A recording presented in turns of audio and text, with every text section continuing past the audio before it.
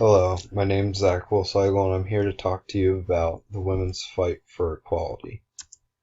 It all began back in 1848 in Seneca Falls Convention in New York. A few of the people who led this fight were Elizabeth Cady Stanton, Lucretia Mott, and Frederick Douglass. They created a list of privileges and rights that they thought that women should have, and out of the 12 of the things that they had on the list, 11 of them passed.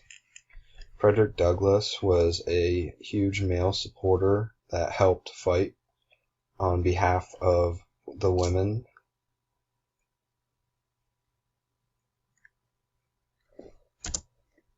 A few important groups that were known to also fight for women's rights was the American Equal Rights Association. This group was also fighting for African Americans. Another group that was fighting for women was the National Women's Suffrage Association. This group was created by Susan B. Anthony and Lucy Stone. And later on, these two groups were combined together to what is now known as the National American Women's Association.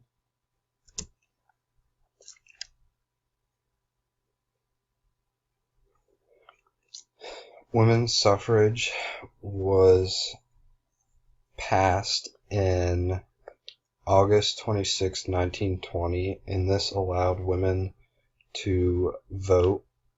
This was a generation after Elizabeth Stanton. Her daughter, Harriet Stanton Blatch, she was the leader of this when it was passed. The next issue that women fought for was owning property. Women were not allowed to own property, and they ran into a problem when their husbands went off to war, and they would either die or become missing, leaving the wives widows, and they were not allowed to own any land. So they fought to have a act that was called the New York Married Women Property Act, and this was passed in 1848. This allowed them to write wills with or without their husband's consent, to granting status to abandon women, to allow women to have some control over their own wages, to establish separate estates for women, and protecting their land inherited by widows from their husbands. The next fight that women fought for was their fight for equal education. Without education, women were incapable of having important roles in society. In the 1800s, there was a rapid growth in secondary education for women. In 1815, there was a movement called the female seminary movement. The goal of this movement was to create equal opportunity for women to receive the same education as men. And in 1972, Title 11 of the Education to Women was passed, and this allowed women to equal opportunity for education. And then another fight that women fought for was to have equal opportunity in the military. Before, they were only allowed in an all-women's branch of the military, and in 1973, women were this was eliminated, and they were now allowed to be in any part of the military. And just recently, there was 2 women who graduated from the U.S. Army Elite Ranger School. Their names were Captain Kristen Greist and Lieutenant Shine Hire. They were the first 2 women to graduate from the school, which was a huge success for women, and they'll become very motivational for other women. The next fight that women fought for was equal pay.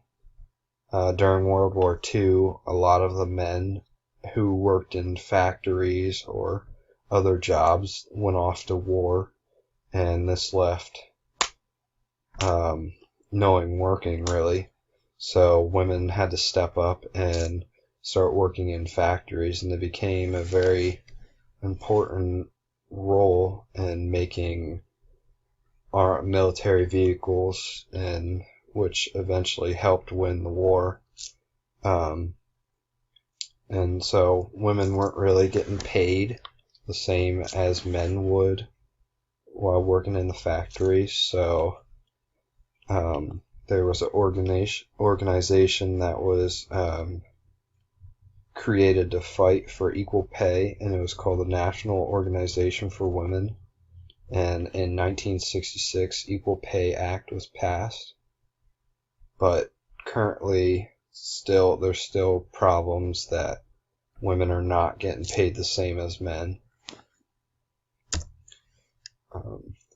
But America was not the only place in the world that was running into problems with women's rights. In Nigeria, women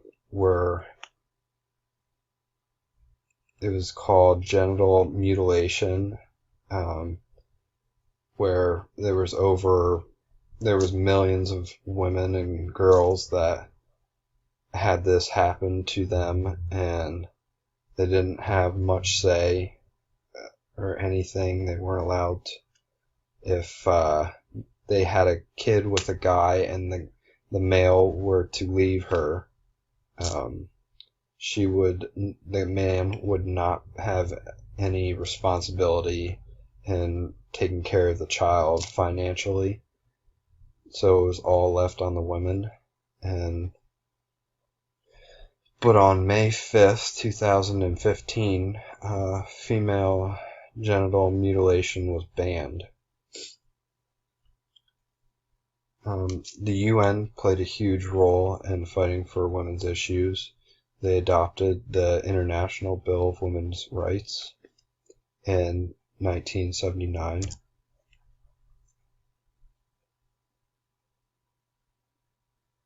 From my research, I was able to reflect back on the book.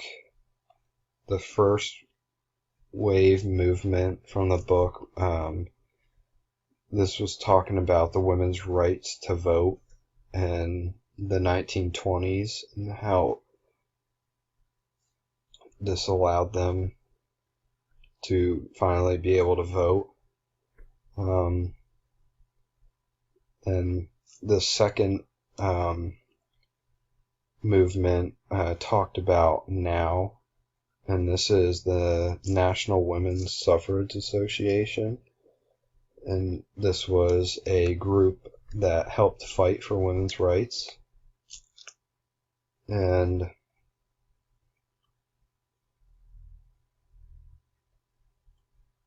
the next part of the book that I reflected back on my research was when they talked about the Equal Rights Amendment. This was allowing everyone to be equal and treated equally about different things. And Then the third movement talked about men abolitionists Frederick Douglass and Henry Ward Beecher, and they were involved in working for women to fight for women's suffrage. And that's it.